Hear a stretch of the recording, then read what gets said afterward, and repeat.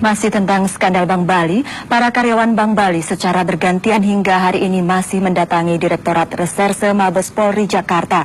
Mereka datang masih dengan niat yang sama, yakni memberikan dukungan moral bagi Rudy Ramli dan 3 bekas direksi Bank Bali yang sejak pekan lalu menjadi tahanan.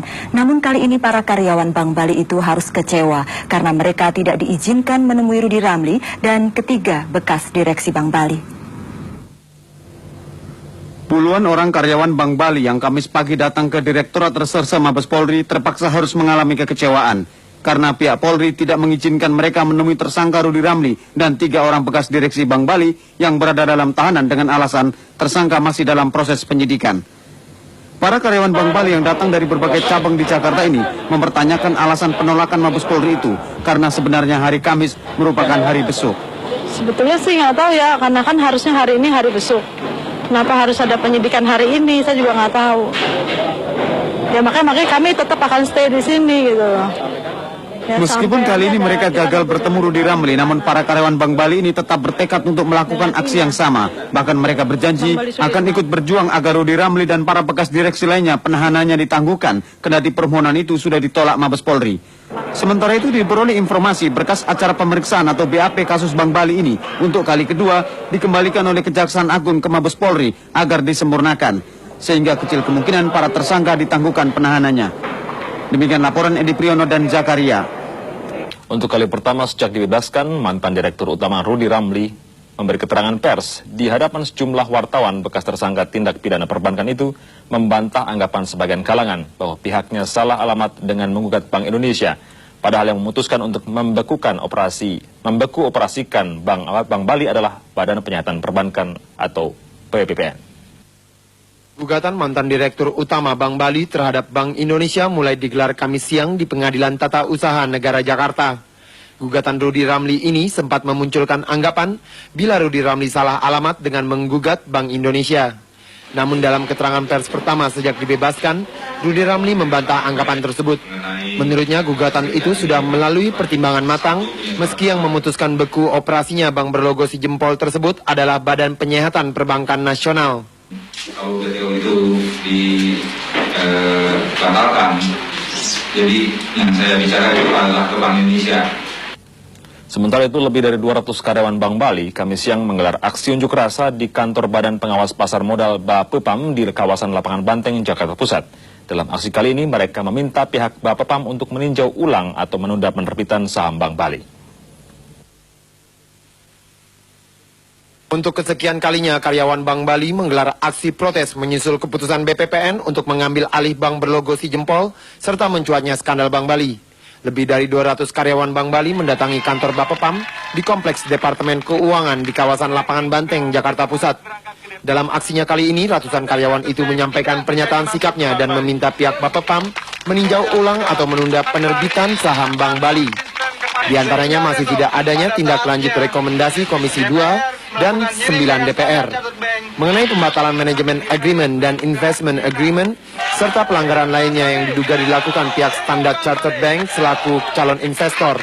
Selain itu, tim pengawas PT Bank Bali yang ditunjuk BPPN, yakni JB Sumarlin dan IN Suwanda, memberikan rekomendasi peninjauan ulang atau pembatalan terhadap manajemen agreement dan investment agreement, menyusul ditemukannya indikasi ketidakpatutan isi kedua perjanjian. Rudy Ramli siang tadi menyerahkan dokumen penting skandal Bank Bali ke Kejaksaan Agung. Diduga kuat dokumen ini termasuk kronologi pertemuan di Hotel Mulia 11 Februari lalu yang membahas pencairan dana Bank Bali sebesar 904 miliar rupiah di 3 bank beku operasi. Didampingi kuasa hukumnya Bert Siregar, mantan Direktur Utama Bank Bali yang menjadi tersangka dalam kasus korupsi, Rudy Ramli memasuki gedung Bundar Kejaksaan Agung pukul 10.40 Ketika ditanya wartawan, Rudy Ramli menolak menyebutkan isi dokumen yang dibawa ke tim pemeriksa kejaksaan. Diduga kuat, dokumen itu termasuk kronologis pertemuan 11 Februari lalu di Hotel Mulia yang membahas pencairan dana Bank Bali 904 miliar rupiah di 3 bank beku operasi.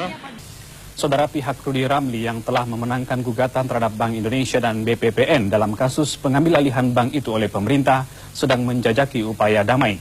Namun Gubernur Bank Indonesia Syahril Sabirin menyatakan pihaknya akan terus mengupayakan banding atas putusan tersebut. Mantan Direktur Utama Bank Bali, Rudy Ramli, melalui kuasa hukumnya, John K. Aziz, mengatakan pihaknya memang mengharapkan adanya mediator untuk menjajaki upaya damai dengan pihak Bank Indonesia dan BPPN. Menurut John Aziz, penyelesaian damai adalah jalan terbaik untuk menyelesaikan kasus pengambil alihan Bank Bali. Rudy Ramli, kata John Aziz, sudah jauh-jauh hari mencari investor dalam rangka rekapitalisasi Bank Bali. Tak ada sedikit pun keinginan menghambat program rekapitalisasi. Kalau memang pemerintah tersebut sayang terhadap Bank Bali, sayang terhadap memperhatikan terhadap karyawan yang berjumlah 7.000 orang, memperhatikan nasabah yang jumlahnya 1 juta orang, satu-satunya jalan yang paling terbaik untuk menyelesaikan kasus Bank Bali, Bank Indonesia, BPPN, Rudy Ramli duduk satu meja untuk membicarakan penyelesaian Bank Bali. Keluarga mantan Direktur Utama Bank Bali Rudy Ramli mengajukan gugatan kepada Bank Indonesia melalui PT UN Jakarta atas putusannya menyerahkan Bank Bali kepada BPPN. Putusan Bank Indonesia itu dinilai kuasa hukum keluarga Ramli mengandung banyak kejanggalan dan menyebabkan Direksi Lama Bank Bali tidak lagi memiliki kewenangan atas Bank Bali. Berkaitan dengan putusan Bank Indonesia pada tanggal 23 Juli 1999 mengenai penyerahan Bank Bali kepada BPPN, kuasa hukum Rudy Ramli hari Selasa siang tadi mengajukan gugatan terhadap Bank Indonesia di Pengadilan Tata Usaha Negara Jakarta. Melalui kuasa hukumnya, keluarga Rudy Ramli menilai keputusan Gubernur Bank Indonesia yang menyerahkan Bank Bali kepada BPPN penuh dengan kejanggalan. Penyerahan ini dinilai sangat merugikan manajemen lama yang tidak mendapat kesempatan melihat hasil due diligence dan pada gilirannya tidak diberi kesempatan untuk mencari strategic investor yang lain di luar Standard Chartered Bank. Di waktu SCB masuk, dia melakukan due diligence, tapi due diligence ini tidak pernah ditunjukkan kepada manajemen lama ataupun kepada pemegang saham pengendali. Yang kedua, tidak diberi kesempatan sekiranya Standard Chartered Bank tidak ingin masuk ke Bank Bali sebagai strategic partner, sedianya Bank Bali diberi kesempatan untuk mencari partner yang lain.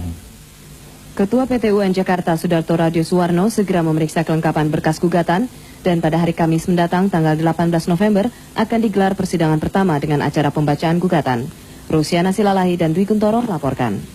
Usai mengadakan pertemuan dengan pihak Bank Indonesia, akhirnya mantan Direktur Utama Bank Bali Rudy Ramli menyatakan siap mencabut gugatannya kepada BI dan BPPN, asalkan Bank Indonesia segera mengeluarkan dana rekapitalisasi dan tidak melikuidasi Bank Bali.